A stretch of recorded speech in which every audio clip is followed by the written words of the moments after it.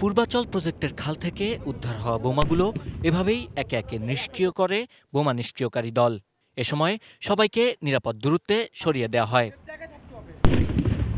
যে খালের ভেতর থেকে শুক্রবার বিপুল পরিমাণ অস্ত্র ও গোলাবারুদ উদ্ধার করা হয়েছে, শনিবারও তার কিছু অংশে অভিযান চালায় ফায়ার সার্ভিসের ডুবুরি দল।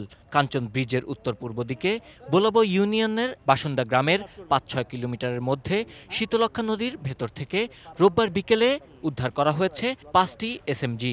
যে এলাকাগুলো আমাদেরকে দেখিয়ে দেওয়া হয়েছে, আমরা সেই এলাকাগুলোতে অনুসন্ধান কাজ চালাচ্ছি। আর কোনো অস্ত্র বা গোলাবারুদ খালের পানিতে আছে কিনা তা নিশ্চিত হতে সেচের মাধ্যমে পানি সরানোর চিন্তা করছে পুলিশ। আগামীকাল থেকে আমরা পানি সেচের ব্যবস্থা করব, যে আরও কোনো অস্ত্রপাতি বিস্ফোরক আছে কিনা। এই ঘটনায় শরীফুল ইসলাম খান সহ 4 জনকে আটক করেছে পুলিশ। তাদের জিজ্ঞাসাবাদ চলছে।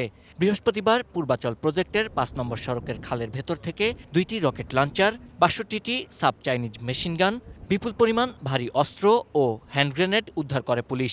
এই ঘটনার তদন্তে ঢাকা রেঞ্জের ডিআইজি শফিকুল ইসলামকে প্রধান করে 12 সদস্যের তদন্ত কমিটি গঠন করা হয়েছে।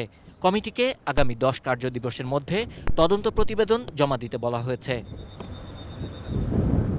শরীফুল ইসলাম খান, যার দেয়া তথ্যের ভিত্তিতেই শুক্রবার পূর্বাচল প্রজেক্ট থেকে রকেট লঞ্চার, মেশিনগান এবং বেশ কিছু ভারী অস্ত্রশস্ত্র উদ্ধার করা হয়। তার বাসার এই রান্নাঘর থেকেই প্রথম অস্ত্র উদ্ধার করা হয় গেল মঙ্গলবার। তারপর তার দেয়া তথ্যের ভিত্তিতে নারায়ণগঞ্জের ব্লু সিটি এলাকা থেকে আরও 2টি অস্ত্র উদ্ধার করা হয়।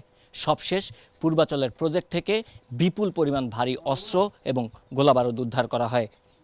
শরীফুল ইসলাম খান মূলত একজন মাদক ব্যবসায়ী হিসেবে পুলিশের তালিকাভুক্ত ছিলেন। Sabbir Ahmed, ATN news, Daudpur, বাগলা, Narayanganj.